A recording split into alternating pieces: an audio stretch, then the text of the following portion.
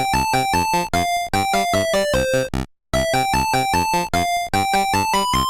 everyone, welcome back to another episode of the Retro Gamers Podcast, episode number 294. Larry here. And Anthony here. And what's going on, sir? How are you?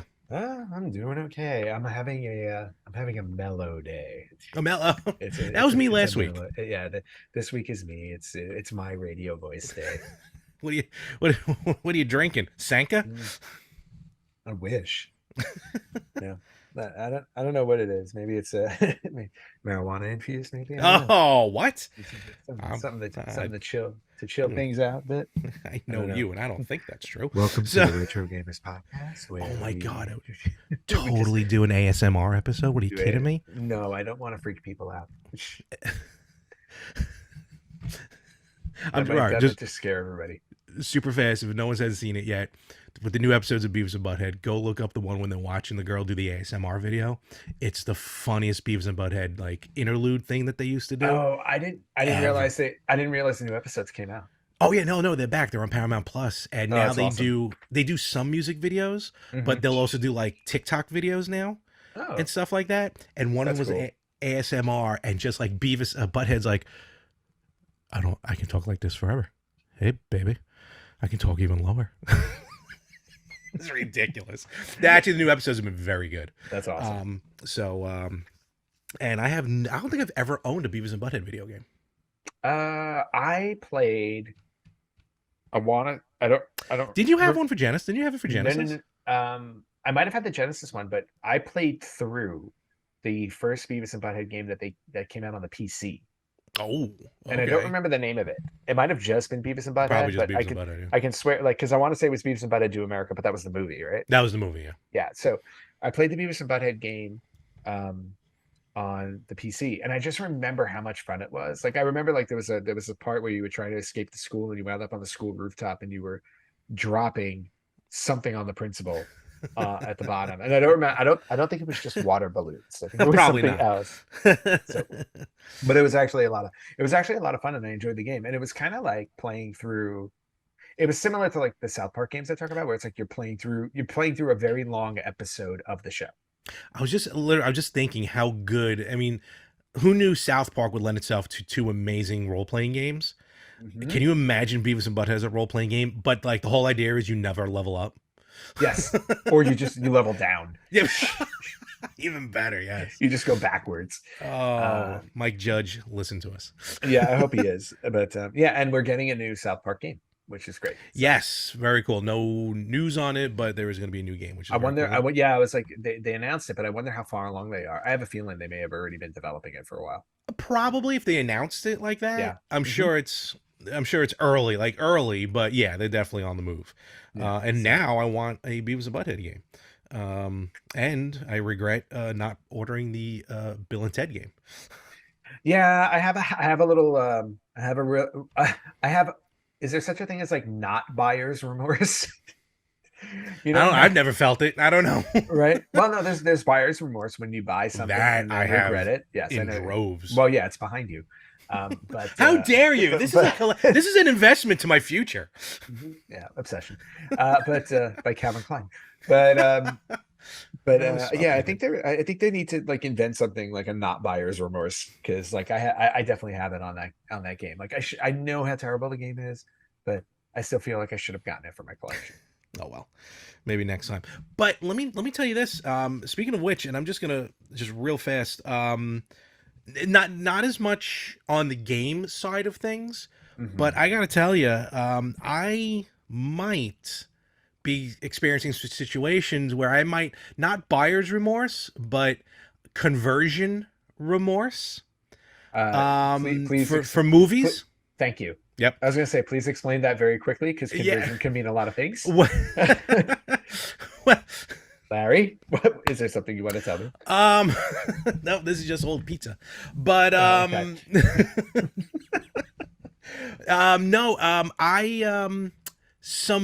now I don't know if it's a situation where I've completely forgot that I didn't buy it, but I could have sworn there were a couple of movies I tried watching this week on digital that I could not find on any platform as far as either purchasing it or even it being available. Mm-hmm. So Yeah. I'm starting to get a little worried on that. Now, again, it's possible I just maybe never bought the movie, and I thought I did, Mm-hmm. but I'm a little concerned. Well, you know how I always told you that they have that little thing in the terms and conditions that like when basically when the distributor loses the rights to it, you lose the rights to it as well. And on the rare occasions where that happens, you do not own the movie anymore. But like again, not even that, which I understand. Mm-hmm. But like it was again like movies that I can purchase digitally that Yep. just aren't even in my collection. Now, Right. granted, I was on a Kevin Smith kick actually this week. I don't know why, but I was. Actually, I started watching again the podcast that got me into podcasting, Hollywood Babylon. They put up some old episodes. Oh, And nice. yes, that was the same episode where I got yelled at by the host. Mhm. That made me stop listening to Hollywood Babylon for a very long time. Wait, were you at the No, episode? no, Oh. no. Long story short, I tweeted something out. I don't want to get into Oh, it that's here. right. Oh, Yeah, okay, and that's right. Your Twitter wars are epic. no, I tried to be as diplomatic as possible. To be No, I know, fair, but I think you've gotten into more fights with like oh, 100%. pseudo celebrities than anybody 100, else and I that's know. also in person as well. If you follow me to a Comic-Con, forget about it. Will Wheaton can go to hell. But You leave Will so Wheaton alone. I stopped listening to the show, A, because it was going in a direction I wasn't crazy about, and B, I'm like, I got yelled at. I don't need to deal with this. Right. So time has passed. So I'm like, all right, let me give it a shot again. And things have also moved on. And I'm like, all right, I think we're back to where we are. So I'm like, let me watch some movies. And like, I tried finding Red State, and I tried finding Yoga Hosers, and I'm like, I could have sworn I purchased these digitally, or at least converted them, and they're nowhere to be found. So now I'm getting a little worried. Uh-oh. Yeah, So now because you're gonna start buying DVDs again, aren't you? I'm not there yet, You're not there yet. but because I subscribe to almost all the streaming platforms, but I don't know. So I'm a little worried, but we'll see. We'll see as time goes on. Well, please remember this as you continue your debate over whether or not you're going to start selling your video game collection back, because what happened with the movies you think you purchased that you don't have anymore can very easily happen with games as well. See, I don't think that's the case with games, honestly, because if I unplug my Xbox 360 from the internet Mm-hmm. completely, not counting games like PUBG that you have to be connected to the internet on to Of play, course. but any standalone games will Yep. still play. You know Right, what I but mean? right, but the second you ever hook it back up to the internet, you're But running that technically, risk. I wouldn't have to at that point. Yeah, If push came to shove. yes. And look, perfect examples are the Simpsons game and the X-Men game. You know, I can Yep. still play those. So I can play but the X-Men game too. you can in a very cool fashion as well. Mm-hmm. You and your guests been playing that? Yeah, but my cats really need opposable thumbs. Yes. All right, so we're gonna get into it here. We got some birthdays this week. Yep. Yeah, and normally our retro birthday segments are kind of short, but I thought there were enough notable ones that maybe we can do like a whole segment on them, Oh, I think and so. more of a casual segment, not a retro spotlight type of thing. Really, Mhm. just talking about like our own experiences with the games. Yeah. And they're going to be out of order this time because there's really, I think, there are two big heavy hitters, so I thought we would kind of sandwich the two, and then. Okay. For those of you who are new to listening to us or watching us, normally we keep our retro birthdays to the increments of every 5 years. So we'll do like we'll do a 15, 20, 25 type of thing. We don't go to the other years because if we did, we'd be talking about games the entire Every year. episode. Every week. Yeah. Every week it would be like, all That right, too. here are 30. Like, do you remember way back when we first started doing this, Mhm. the show regularly? We would do a retro birthday segment, and it would be me listing like 30 games. Oh yeah. Yeah, it was It'd be like, it we have was a retro weird. birthday for all of these things, and it would just turn out being a long list. So we had to cut it down.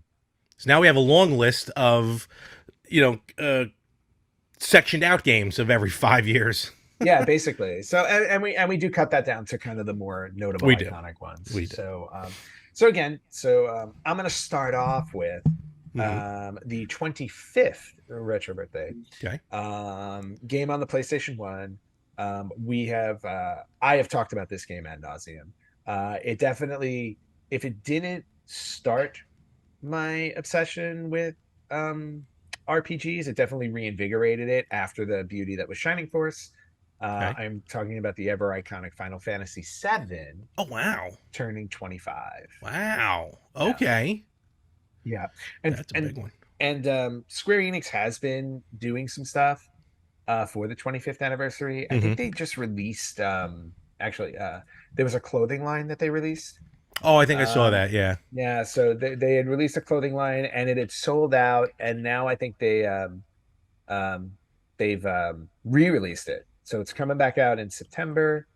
And I'm just sorry, I'm looking it up No, that's really it. quickly. Final Fantasy VII. I mean, let's. I mean, that was probably in my opinion, the first game in the series, and the series up till then and beyond, but up until seven has been a home run. Don't get me wrong, Yep. but I feel seven really brought it to the North American audience.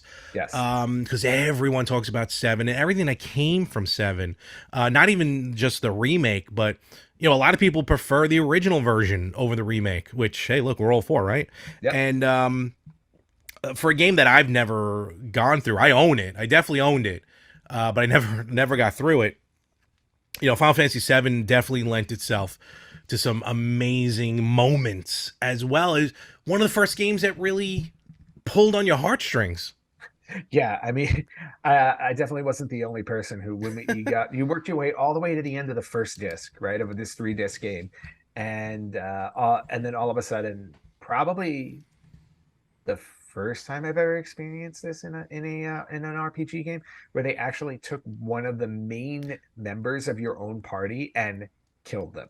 Not Yeah. not took them away temporarily so you can Mhm. get them back later. No, killed them. So all the time that you spent using them during battles and leveling them up, wasted. Just like life. Yes, No, it really taught you a completely lesson. wasted. Yeah, it taught you a lesson. Don't level up certain people. Um, No, but really, like they really like No, yeah. it Yep. was such a strong like emotion, like the emotional Absolutely. impact of that like reverberated across all of the gaming industry. And this is when the internet was incredibly young. Hmm. So it was really like more about talking about it with your friends, talking about it in school, anybody who was playing it. Um, chat rooms way back when in chat rooms. If you went to video game chat rooms, Yep. on that dial-up modem of yours. Mm. AOL. What was before Prodigy. Prodigy? That's what I was trying to think of. Prodigy. Prodigy. I remember. Yeah, I I had remember. Prodigy. That was the first one I had. Yeah, I had AOL. But yeah, so Final Fantasy VII, definitely one of the more iconic ones. Obviously, one that got a remake Yeah. recently, and only partial remake. Yeah. Right. So Honestly. yeah, they're still working on the second part of it, which is really cool. But for the Final Fantasy VII 25th anniversary, Square Enix had come out back in June, I think, to talk about like everything they were going to do for it. And there was like a long list. I'm just going to run through that list really Okay. quickly. Um, they had announced Final Fantasy VII Rebirth, which is a new game. Hmm. So that'll be coming in the winter on the PS5, which is cool. Then Crisis Core Final Fantasy VII Reunion. Sure. Here we So go with the this, names. yeah, exactly. Here we go. It's like, well, Crisis Core was a Final Fantasy game that came out, so now they were doing a Crisis Gotcha. Core Final Fantasy VII. Or I'm sorry, let me rephrase that. It's a the new game is a full remaster of the PSP original. My bad. Oh, okay. I remember that Yeah, one. so Okay. that Yeah. was a PSP game they remade. Yeah. Um, Final Fantasy VII Remake Intergrade, which was a side story that they were Yeah. doing with Mm-hmm. Yuffie, Yep. one of the characters from Final Fantasy VII. They announced that was coming to Steam. Oh, okay. And I think it's also now available on the PlayStation Plus. It is. You can actually Yeah. play 7 on the Yep. PlayStation Plus. Then they announced Final Fantasy VII: The First Soldier Season 3. Okay. Final Fantasy VII Ever Crisis, which is a single player mobile game. Okay. And then there was some Gotcha. there was the Cloud Strife statue. Merchandising. There was I almost pulled the trigger on this. The digital clock of the Buster Oh, Sword. yes. I almost bought that. Yeah, that Buster Sword clock looked amazing. It looked awesome. Yes. I just did not want to spend like $200 on it. On a clock, honestly. Yeah, it was a lot of money for a clock, and it's 2022. I was gonna say it's Flip a not clock, 1987. We don't yeah, need exactly. expensive clocks. And then they were also selling Final Fantasy VII Remake silver rings, Shinra rings, which Shinra Oh, was the evil corporation. yes. So you were able to get that. So there was like a whole bunch of like stuff that they did Okay. to celebrate, which was really cool. But you know, nothing takes the place of how much impact this game had in the video game industry and video game history. It's definitely one where if you are an RPG fan today, it's definitely worth going back and playing. I mean, Hmm. again, we're talking about PS1. The graphics compared to today's standards, definitely not up to par. I mean, you're dealing with a lot of that blocky polygonish kind of Yeah. issue.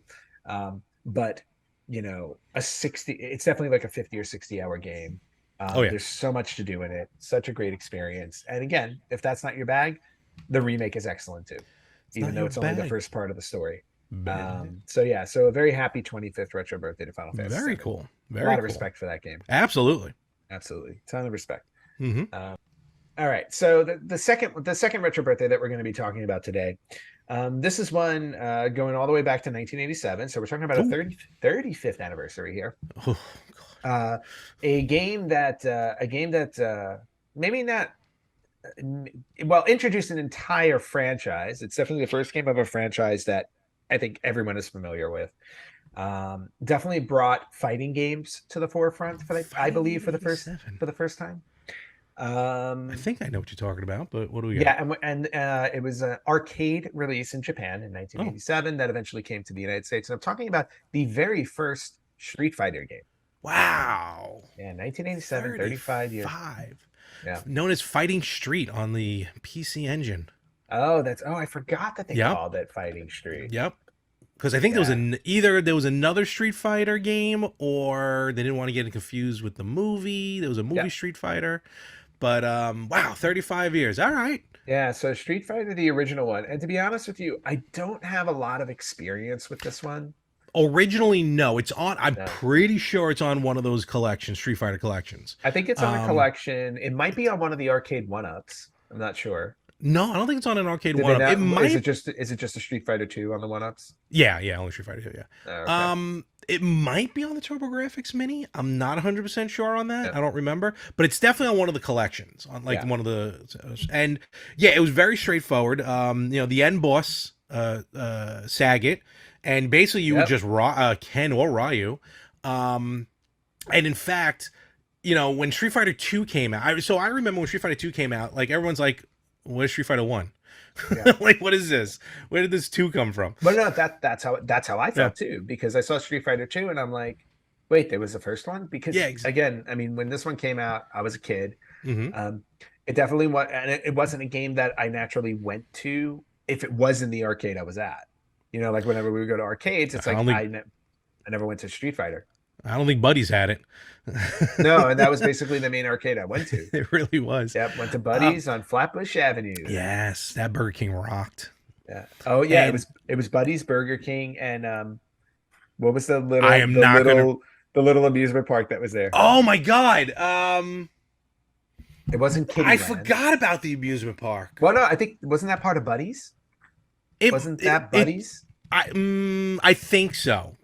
I Yeah. think it was. I think it was all part of Buddies. And remember the little tiny baby roller coaster that was Yeah. there? I used to ride I- that all the time. Yeah, I think I was the only ride I rode with my grandmother. My grandmother died when I was young, but I think it was the only ride I rode with my grandmother, and I got scared on it. Oh, And folks, I'm telling you, literally, rest it is was a history. child's roller coaster, it was a child's roller coaster. It was over in like 15 seconds. and I wanted nothing to do with it. And this woman was tough, like and she was just like, "Stop the ride! We can't stop the ride, ma'am. Stop the ride." Short of her saying, "My grandson is a baby." Yes. I mean, I was 5, but still. Because the roller coaster like it was so small that it like you would kind of go around It would like go 3, up, 4, or 5. and Yeah. it was But you would go hills. around like but you would Yeah. go around like 3 or 4 times so that it was a longer ride because it was so short. Wait till I tell you this. I'll tell you a story one day when I was on the Wonder Wheel.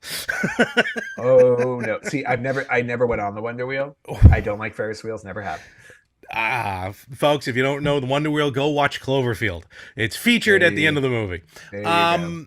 So buddies, yeah, okay. So yeah, and then Street Fighter 2, of course, when you started playing Street Fighter 2, Hmm. Sagat had the that Scar. scar.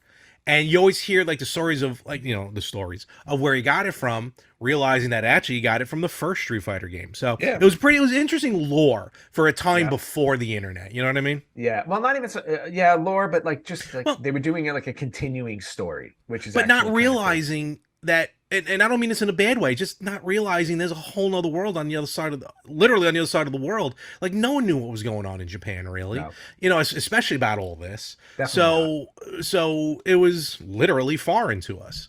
But yeah, so Street Fighter Rightfully so. 2, well, excuse me, Street Fighter, Street Fighter, the 35 original. years, Yep. awesome. Did you know that it was released on the Wii Virtual Console? I did not know that. No, I Yeah. did not know that. 2009 it was released on the Wii Virtual Console. So you could have actually owned the original Street Fighter that way. I might have seen it. I might have just glanced over because they did have arcade version, like full arcade games on the Hmm. Wii. The only one I have, I think, is 1942. But that's cool. Interesting. Yeah.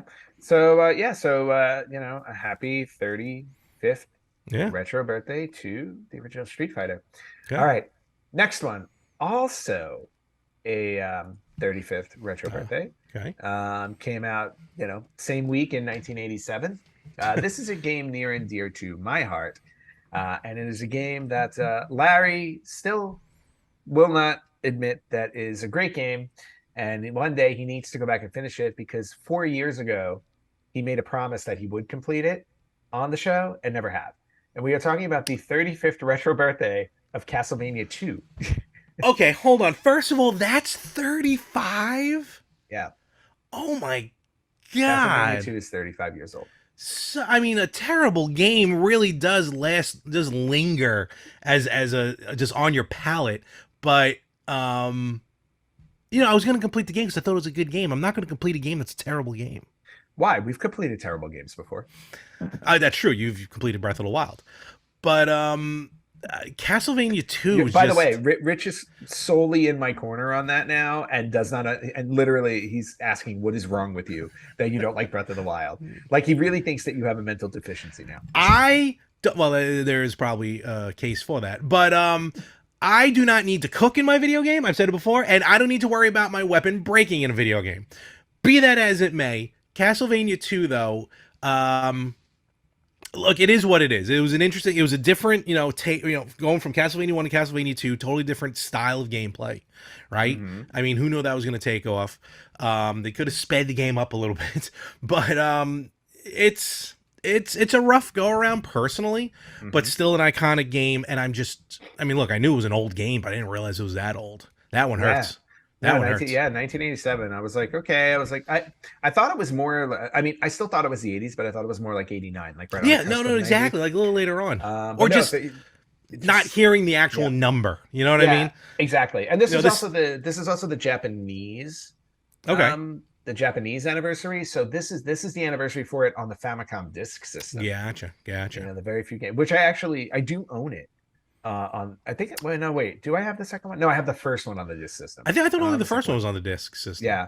No, this one was actually released on the Famicom. I didn't Disk realize System. that was as Yep. well. Okay. So Castlevania 2, and I know there's definitely a lot of this game does get a lot of flack, and I do agree with some of it because there are elements of the game that like you can't figure them out without help. Mhm. Like there are certain things in the game where it's like you have to do something at a wall, and there's Neil, never yeah. right, and there's never like there's nobody that you talk to in the game that tells you to do that. Like so, there's definitely there are definitely some elements in and maybe it's just in the translation that there were issues with it too. I heard that in the translation some stuff got lost. That's possible. That happens all the time. But and then of course like the ever reviled, then I'll agree with this on this game. When it changes from day to night, the very, very slow text crawl that you have to read every Terrible. single time it switches from day to night, I go, that's painful. That is absolutely painful. I mean, I've beaten this game several times. Mhm. I'm like, and by far worst part of the game. I might, if I can find, because there is a hack out there that speeds the game up. Speeds it up. If I can come across that, maybe I'll give it another shot. Okay. I think you'll enjoy it more when that like that out that really makes a big difference in the game. It did. It really Yeah, did. because it's like you're just in the middle of walking and then you have to dead stop for like 30 seconds so this thing can Yeah. cycle. Yep. But I think if you take that out of it, it's a really good game. It has a little bit more, and to be honest with you, it's got a little bit more I want to say like almost like a Zelda 2 like feel to Oh, it. I can see that. I can Yeah, absolutely because see like that. Yeah. because in this one, instead of just doing levels like in Hmm. Castlevania 1, it's a more open world. You're collecting items along the way to prepare for your final battle. Hmm. So it does feel a little bit more like Zelda 2. And Zelda 2 is also, a controversial game in and of itself for what it was designed. Because I'll be honest with you, I find it funny that I'm not a big fan of Zelda 2. I'm not. Hmm. I was like, but I do like Castlevania 2. And they do have some similar elements to them. No, it's true. Yeah. Yeah, no, it's funny you say that. I can see the similarities between Castlevania and Zelda too. Yeah. The sequels, respectively. But all right, 35. Oof. Yeah, so Okay. a happy 35th retro birthday to Castlevania Yeah. 2 in the Japanese release, like I said. Yes. Okay, last but not least, and I know you've been waiting to talk about this one. Big retro birthday. Mhm. We're talking about a 30th anniversary. And again, a game that, in my opinion, and I could be wrong, but I'm pretty sure I'm right on this one. My opinion created an entire genre of video games. I would say so. I would Yeah. absolutely say so. Yeah, because I can't think of a single game before this that made an impact in this genre. And there have been a slew of games in the franchise. There have been so many other video games or so many other video game brands that have taken advantage of this and made their own version of this type of game. And I'm talking about Super Mario Kart for the Super Nintendo. 30 When years old this week. 30, well, wow. 30 years. Mhm. I remember when the game first came out, or no, maybe even before it came out, maybe reading it in Nintendo Power. And I'm like, because I wasn't big into racing games, so when I saw this, I was like, "Ooh, that's interesting." Like, I didn't know if I was gonna like it or not, and I think it even took me a little while to even because it's a Mario game. Everyone's buying a Mario game, so it's kind of like guaranteed I was gonna hopefully get it for Christmas, Right. which I did. Santa brought it, Yay. and Go Santa. yes, absolutely. But like I didn't think I was gonna love it, and I didn't. I remember not being crazy about it at first, but it just grew on me. It's one of those games that grew on me. And then once we started hanging out, because obviously we got the games before we knew each other. Yep. When we started hanging out, and then we discover, or at least when I discovered, the two-player aspect of it, especially in Yes. battle mode. Battle mode is the best. That's where the doors were just blown off, and like, all right, this game is something of a phenomenon. Yeah, it definitely was. And just the whole idea of not only a racing game, but a racing game that almost felt 3D on Yes. the Super Nintendo was also like a big feeling, like because you had that view from behind and Yep. racing. It's if you go back and play it today, you can definitely see, at least the original one, you can definitely see how difficult it is to control it now. Mhm. Because it was a new game. Obviously, everything they kind of did was almost felt like a trial run to Agreed. what they did in the sequel, because they took everything that was good in this game and they multiplied it by like 1,000 on Mario Kart 64. Oh Like well, yeah.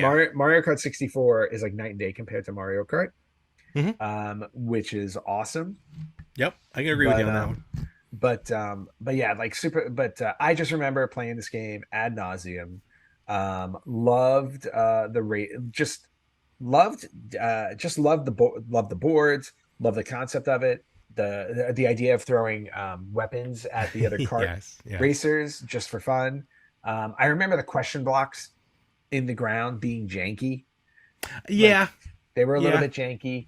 And again, like I said, the controls were a little messy. So, but overall, just an awesome game. Very much. Absolutely loved it. Again, the two-player aspect, whether you're racing against each other or doing the battle mode, it really opened it up. And again, like you said, it started a genre basically. Hmm. Because I mean, just think of the number of kart games that are out there, and forget about the bad ones. The ones that are just made like Crayola or Scooter Racing, Yeah. which is a real game. Like the Diddy Kong Racing. Crash Bandicoot got their Nitro Racing going on. Nickelodeon, Garfield himself. So Yep. like almost like what Smash Brothers ended up doing. Because when Super Smash Brothers came out, eventually you got a lot of copycat clones, and the best one right now is the Nickelodeon one, All Star Brawl. Right. But PlayStation had their own as well. But with this kart genre, and yeah, and Super Mario Kart for Super Nintendo was cool. When Mario Kart 64 came out, and at that point, was I going into college? No, we had that. We played that before college. So right, we were still in high school, I think, when that game came out. I What, feel like 64? yeah. No, I was at high school then. Well, you're a couple years older than me, so Yeah. So I was, because it I came was out in in, '97. yeah, I was gonna say I was in college when the N64 came out. Yeah, so we got it in '97. So yeah, it was And hold senior on year for one me. second, Yep, Larry. yep. I will plug in my headphones again so I can hear you. Okay, even better. That always Anyway, works, right? Hello, yeah, you were hello. saying? 1, 2, 3. Oh, good. So with Mario Kart 64 coming out for me, the tail end of high school, but then going into college, Yep. all the Mario Kart races, Mario Kart 64 tournaments, Oh yeah. and it just took off from there. Where at this point we have, I believe, counting the when the Switch came out, folks. If you remember, so many years ago, they were just re-releasing Switch Wii U games and Oh just yeah. adding the word deluxe to them. So I don't know if we count Mario Kart 8 twice, but if we counted it once, I believe we have 10 Mario Kart games altogether.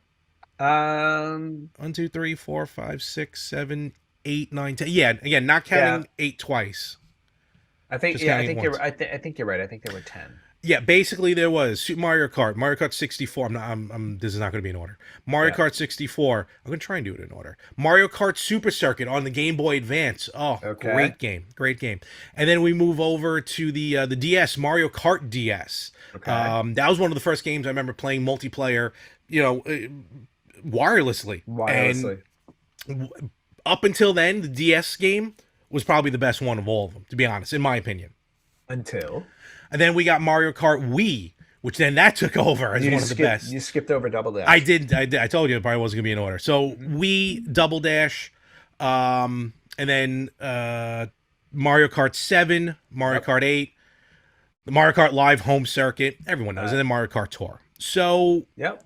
and I think when I was talking Wii, I think in my head I was thinking GameCube because I do stand corrected. I correct myself. The GameCube version is Yes. probably the best version that there is. Yes. And to this day, I can still tell you, I've not played Which Double I'm Dash. shocked. I've Still. never played Double Dash.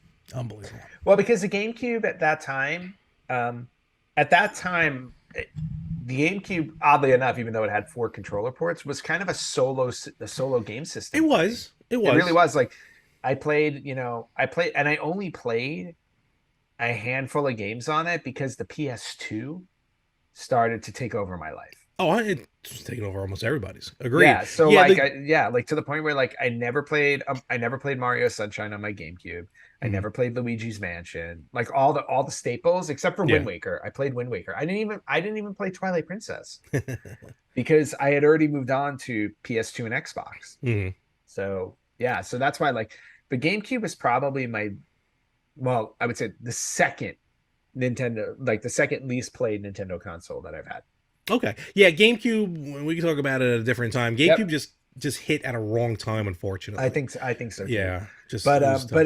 but getting back to Super Mario Kart, Yeah. obviously there's the first one that defined the entire genre, which is great. I have a few fun facts to throw at you Oh, I'm about sorry. Okay, this. go. Yeah. Just really, yeah, I just thought for this one we'll throw some out there. Yeah. Let's do it.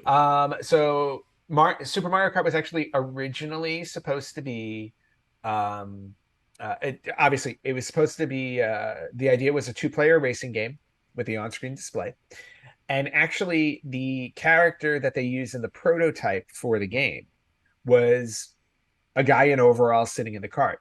It was never originally meant to be Mario Kart. It was just gonna That's weird. they were just developing a kart racing Then game. why use a sprite that is a guy in overalls? Right. But what happened was they used Mario as a placeholder, Oh, okay. and then they obviously liked Mario. They were like, well, Yeah. why don't we just make this a Mario themed racing kart game? So they decided to go along that route, which then led to another cool little fact about it. Because they decided to go along that route, they decided to make it the first non-platforming game for Mario, where the villains play along with the heroes. That was the other fun part about it, Yeah. in a way. You got to play as Bowser, you got to play as Koopa, and I think my go-to was Koopa. It was either Koopa or Toad. I might have Toad, interchanged those two. Toad was my go-to. I think I interchanged Cooper and Toad. But yeah, Well, you're and talking King about yeah, Koopa players. Trooper, right? Yeah. Yeah, because like in the original Mario Kart game, um, the two players had the same mechanics. So like Koopa and Toad played the same way. Yes, they did. Yeah. Yeah, Yep. it was a swap. It was like you had a hero and a villain that played the same style, Hmm. so you Hmm. can choose which style you wanted. Yeah. Yeah. So Or at least I think yeah for those guys. Um, Mario Super Mario Kart also was the last game to feature Donkey Kong Jr. yeah. How sad.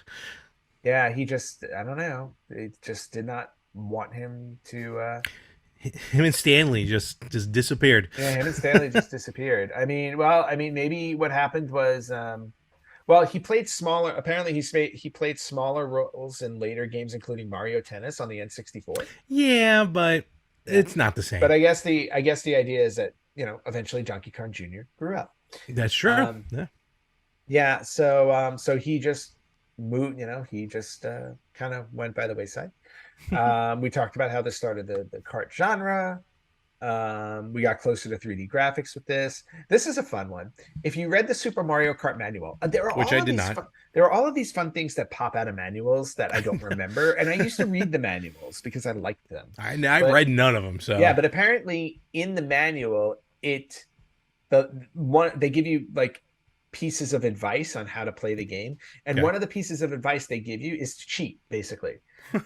They basically tell you like to win battle mode, keep an eye on your opponent's screen.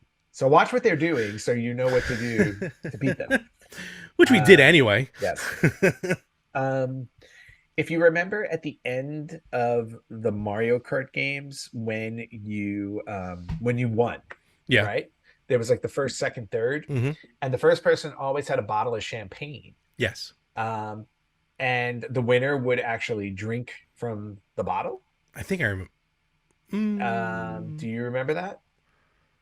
No, because I feel like Because did we get something different? because that only existed in Japan. In Yes. Japan, Peach and Bowser chugged the champagne. Like, Go Peach. yeah, post race, they and Peach actually gets a little bit flushed from drinking it. Does she? Like, yeah, they actually go all the way with this. Oh, I have gotta to play check- that on. I gotta check and see if I have the Super Famicom Mario Kart. I might have it because I bought a whole bunch of stuff in Japan. So there were apparently like more like a prototype version of the game had more drinking hijinks in the game. People overturning carts. Yeah, so Riding but on each other. obviously, but in the US release, they dropped the whole drinking thing. So Yeah. no drinking in that one. Um, let's see. Um, Mario Kart. Let's see. The Japanese version had fake sponsorships in it. Did it really? It did. Oh my gosh. Yep. So it had they spoofed the real life brands like Marlboro, Mobile, and Goodyear. Of course, Marlboro. Yeah. And then what was the other thing? So the thwomp in the game, you know how the thwomp drops down? The sound effect for the thwomp when it falls down, they gave it a sound effect, or it goes like whatever it does, it's like or however it does it. Can you please do that again? Arg. Or arg. So in order to create that sound effect, they basically just slowed down Wario's laugh to make the thwomp sound. Interesting. Yep. So very interesting. yeah. So just a bunch of stuff. Yeah, it's cool. It's the Mario Kart franchise is in the Guinness Book of World Records. The overall the whole franchise, they've sold over 100 million games. Oh wow. They have 6 different records in the Guinness World Records book, Really? including first console kart racing game, longest running kart racing franchise, and best selling racing game. Makes sense. So yeah, so there's some fun stuff about Mario Kart for Awesome. its 30th retro birthday. Happy birthday, Super Mario Kart. Awesome. Yeah. So we're gonna take a quick moment here and maybe check out some Japanese Mario Kart, and we'll Grab be that right back. champagne. Yes. We are all over. Our footprint is getting bigger and bigger, but let's keep expanding that footprint, because they don't know what they say about big footprints. It means a lot more people can find you. Yeah, that's very true. And we are. I didn't realize you were still growing, Larry. I thought you were already an adult. But Ten um, thousand strong and growing. No, that's not it. 10 million. no, 10 10 million million. strong and growing. Oh my God. There's a little trivia hit for everybody listening. Like, can you name where that came from? But anyway, but in terms of the Retro Gamers podcast, If you can name it, this is where you can answer that question. this is where you can answer the question. You can answer it on Facebook.com/Retro Gamers Podcast, on Instagram at Retro Gamers Podcast, on Twitter at Retro Gamers Pod. You can listen to us wherever you listen to podcasts, or you can watch us on YouTube, or email us at email@theretrogamers.com. And for those of you who listen, for those of you who watch, please like and subscribe, leave us a cool review, tell us what you love about the show, email us about what you want to hear on the show. We're always up for suggestions. We love talking about different topics, and we also love talking to you guys as well. Absolutely. And at the same time as well, remember, we want to interact with you guys and gals out there. If you see anything, like if you're watching a TV show or a movie and they do like a quick reference to a video game or something, record it. Yeah, don't put it on YouTube, but send it to us, so we can check it out, because it's pretty cool. Sometimes you see references in the wild. And also, if you have a really fun collection, a really cool collection, send pictures to us as well. We want to see, what you guys and gals, the collections you have, some cool maybe memorabilia. So again, through all the social media, DM, email us, and maybe you'll be featured in a future episode. All right, let's get ready to bring this bad boy into port, but I think we got some news to talk about, correct? We got some news. We don't have a lot of news, and again, not a lot of retro news either. All right. So I'll throw out the one bit of retro news that that I heard this week. We covered a lot of news. Well, no, amuse bouche. We covered a lot of news last week, so we did, yeah. But Limited Run Games, Larry's favorite website in the world. They're cool. Listen, once they realized what they were doing wrong and they corrected it, we're all good to go. They never corrected anything. But anyway, so Limited Run Games has announced that they are releasing a 20th anniversary run of the, correct me if I'm wrong, Game Boy Advance game. Correct. Shantae. Yes. So again, I'm not very familiar with Game Boy Advance games, so this is more in Larry's wheelhouse. But Shantae, celebrating its 20th anniversary, they are releasing a game, the 20th anniversary version on PlayStation 4, PlayStation 5. I think that might be it. Or is there a Switch? No, there's no Switch one. Digitally it's available on everything, and I think Right. Limited Run did actually at one point Limited Run actually re-released the Game Boy Advance version. Oh, So wow, okay. yeah, no, they were going back to the thing. This is a great game. I think a sleeper hit. I was unaware of it in the beginning. It's about this genie, or half genie, I think she is, having to save her island. She whips her hair back and forth. Before that ever happened, that was a thing. Basically. And it led to a lot of games. I think there's about 6 or 7 games. Oh, wow. Okay. In the whole franchise. Including much newer games for the newer platforms. So yeah, and I came into this game late, but I downloaded I think the first 2 games digitally on the Switch. And I think I have one on one of the other systems. Great game, very fun platformer. Okay. So, but what is Limited Run putting out? Well, Limited Run's besides the games that you were talking about. Yeah, I was gonna say you can buy the game by itself. Or you can buy a fan bundle or a mega bundle pack. Oh. And those pack, and you can buy. What's funny is like I don't remember seeing this before in limited run. You Mhm. can buy all of the pieces of the bundle packs separately if you just want certain pieces, which I thought is really cool. No, that is cool. Don't get me wrong; it's Yeah, very cool. I'm not sure if I've seen that before, only because like if they had done that, I would have bought the Wild Stallion soundtrack from them. It's just probably to the have that. soundtrack of the game, though. I I'm don't telling care. you. I don't care. I just wanted something that said Wild Stallion soundtrack. That's all. Anyway, so the pieces of the bundle packs Mhm. include a Pog set. For those of you who remember Pogs, Shantae's back in Pog Yep. form. you can get a Pog set. You can get a collectible card set, a skateboard deck. I have one skateboard deck. So But do I. yeah, it's. Oh no, I remember yours is awesome. Yes. Yes. I do have I have a beautiful Simpsons Yeah. skateboard. Yep. I actually had I had two skateboard decks and a skateboard. The skateboard decks have been sold, but the Okay. skateboard I still have. I gotta find a place to hang up mine. It's a But hoverboard. so you get a collectible card set, skateboard deck. There is a Shantae and the Pirates Curse 2 LP vinyl soundtrack. If you want a vinyl. As you do. Yeah. There is a 20th anniversary statue of Shantae. If you I saw that statue. want to Yes. display her. And then on top of that, I think there are two bundles. There's a fan bundle and a mega bundle. The mega bundle comes with another game for some reason. It comes with the mega bundle. Oh, it's an August 26th mega bundle that comes with Shantae, Garden Story, and Phobos Deer. So what limited run does is whenever they have like they're like monthly or whatever, they'll offer like a giant pack of all the games that they're offering at that time. Yeah. Yeah. So the fan bundle comes with the card set, the skateboard deck, the Pog set, the soundtrack, and the let's see, one random limited run games trading card. Which they all come with, yeah. Yeah, it does not come with the statue. It comes with an acrylic standee, an enamel pin, a poster, okay, a steel book for the game, a commemorative there's a commemorative metal coin. Okay, love coins. And the fan bundle, $308. So that's an odd number. Yeah, $307.99. Still odd.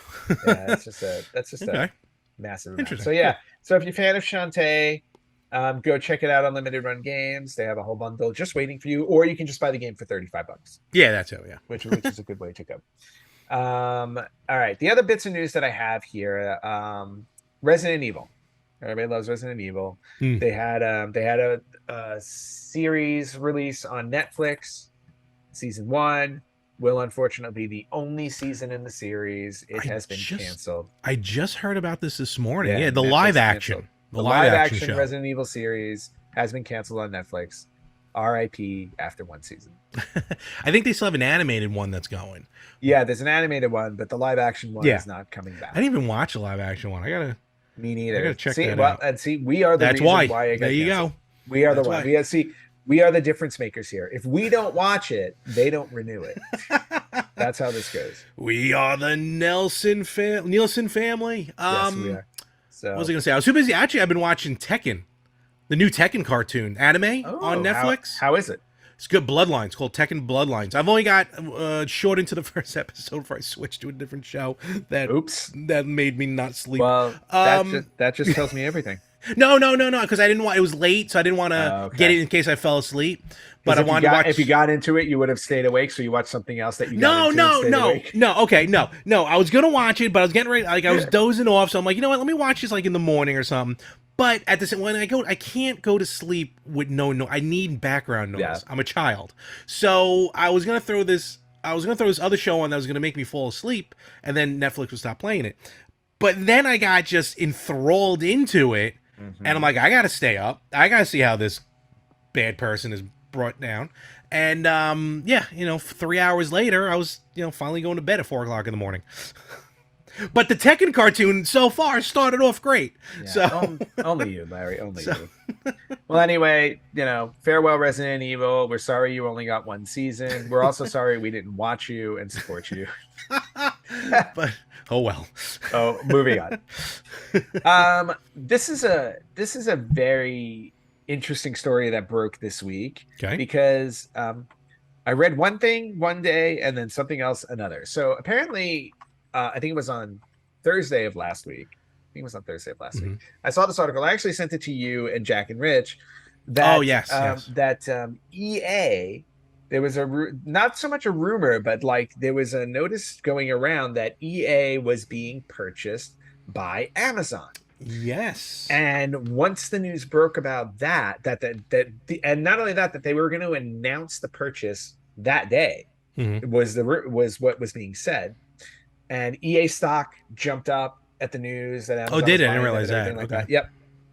So everybody was kind of getting all behind this and jumping on it, but then news came out where I think it was Amazon that came out and said, I don't remember if it was Amazon or EA. One of them came out and said, no, we are not being purchased, or we are not purchasing EA, and the stock went back down. But there's something weird. Yeah. So like, you telling me that the internet might not have told the truth? The internet might have lied to us. I refuse to believe that. And I'm shocked and stunned. I'm appalled. And quite frankly, as a parent, I am disappointed. Disappointed. Granted, I am a parent of 2 cats. And I am a parent that I don't know what's going on in my life. So no, you are always the child. I am the child, yes. So I saw both reports. I think CNBC reported reported that they weren't. Yeah. And I remember I went on to I wouldn't say it was an argument, but I was on Twitter. And oh no, which celebrity did you fight with? It wasn't a celebrity, so it was more dangerous, actually. Which newscaster? Honestly, no, they were just talking about it, and like I think someone wrote like, oh, this is what you get, like, or if this is true, I wish it was being sold to a company who actually deals with video games, because Amazon is Amazon. Right. And then I just wrote, I mean, I really didn't get into an argument, but like you never know on the internet how things go. Right. And I just simply wrote, I'm like, well, even though Amazon's not in the gaming community, they have Luna. So even though they don't have history with gaming, it would have been smart on Amazon's part to buy EA, so to pump, to back their own system. Yeah, to start. Yeah. Which look, it's the way things are going. Thursday Night Football is now on Amazon Prime. Like we gotta pay for stuff nowadays. Yeah. It's how it goes. That's like that news I took. That's that news I said last week about the Empower Group buying limited run games. Yeah, exactly. And so and all these other companies. I think it would have been a smart move on Amazon part, even though they don't have any gaming history. Right. I mean, neither did Google. Look, I'm not saying Stadia is taking over the world, but Stadia is still around. And again, I would probably, if I didn't already have the Xbox and the PlayStation, I would totally have a Stadia. Again, just there's nothing to it. Literally, there's no machine. You did have a Stadia. No, I know. What I'm saying is, throw it out. No, I can't physically throw it out because there's no system. I still have the controller. Did you call them and ask them to send you a system to throw out? No, actually, I still have the Chromecast Ultra. Actually, I used it for a party recently. But no, but I'm just saying, like, that would have appealed to me. Like, if I was going to college now, I totally would have a Stadia or a Luna at this point. So anyway, bottom line, I think it would have been smart for Amazon to buy it, to help them back Luna, because EA would not have been exclusive to Luna. Like, if I don't know where they're at, if Xbox is still buying Activision or whatever, but Activision or Acclaim, I forgot which one. I thought it was Activision, the troubled one. Yeah, Activision. So, or Nintendo. So, but if Xbox does that with Activision, like, I don't think the games are gonna go exclusive. Some might, but I don't think it's gonna go exclusive to Xbox. But so I think it would have been a smart move. But again, it's the internet being the internet. That's why until it's like finalized, I don't trust anything that the internet says. No, and that's absolutely fair. So. Totally get that. All right, so we'll see what happens. As this week unfolds. Who knows? We may see some updates on that. And then the last bit of news I have, again, it was a bit of a slow Yeah. news week, and not a lot of retro. This was interesting. Sony Okay. recently announced that because of the trying financial times that we're in with development and chip shortages and all these issues due to the pandemic and all this stuff, that they have no choice but to raise the price of the PlayStation 5 in certain regions. That didn't take long. Yeah. So they are increasing the price of the PlayStation 5 outside of the US. The US price is not affected. But in other areas of the world, Sony is raising the price of the PS5. So not only is the PS5 hard to get a hold of now, like it's already been hard enough for people to get a hold of a PS5. Tell me about it. Now they're making it more expensive. Which is in certain areas. Yeah. Which is funny because I remember when I bought a PS3, I bought a PS3 like a month after release, and literally 5 days later, they dropped the price like by like $200 or $300. Yep. So where Sony usually is going the other way, it's very funny to hear them now, saying that they're increasing the pricing, which again, yes, is happening pretty much almost everywhere. But I won't lie, I'm very happy it's not going up here, because if it does eventually become available, I would still like to get one. I'd have to build a new wing in my apartment though, because it's so big. Right. But still, nevertheless, a little odd to hear that, but we'll see what's going on. Hopefully trends will change and they can drop the price again. Yeah. So. Well, what's funny about this is that after Sony announced it, both Microsoft and Nintendo came out and said, do not worry, we're not changing our prices. Fear not, citizens. Yes, we are not Sony. Basically, they came out to just reassure everybody. If you want to buy a console, a current generation console, only Sony is, honestly, I'll say it flat out, only Sony is stupid enough to raise the price. I don't think this is a good move on their part at all. I don't. I'd like to think that it's not a effort to just be like, hey, let's make more money. Just feel like, it just might. I'd like to think it's look, they're a business. They're there to make money. Yeah. And unfortunately, I think it's something that they had to do. Yeah. But I will say, I think they're going to backtrack on it. I think there'll be enough backlash that they'll have to backtrack on it. We shall see. So very interesting, though. Yep. And that's really all I've got this week. All right. So well, you know what? Let's call it. Because my air conditioner is off and I'm going to pass out. So yeah, I've noticed. What is that? Am I getting shiny? Is that the problem?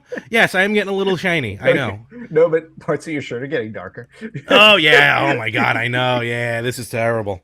Good Lord. You should just leave your AC on. I know I could have, but I thought it would make a lot of noise. You should have seen me at the expo. Good Lord.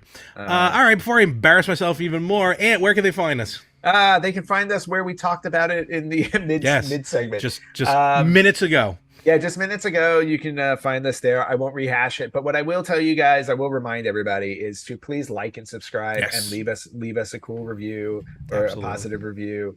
It definitely helps us. It helps us keep doing what we're doing. And it also helps other people find us. So if you do like us, we do want other people to reach out and find us as well. So leave us a good review. And then just as a bit of a precursor to next week, Larry, we actually already kind of have a topic for next week. So I thought we would just drop that here on the end of the episode. What? Yeah, what? It's like, so next week, as most people know, by the time you hear this, Gamescom 2022 will have wrapped up. Unfortunately, we're recording while Gamescom is still going on. So we didn't want to do a recap of a show while it's still happening. So next week we will do a recap of Gamescom 2022. Sweet. Sounds good. We've already heard quite a few awesome things about it. We can't wait to talk about them. So, cannot wait. Yeah, so we'll do that next week. Well, with that, clearly now I have to take a shower. So, Ant, have a wonderful week. You have a wonderful week as well. And we'll catch you everywhere next week on the Retro Gamers Podcast.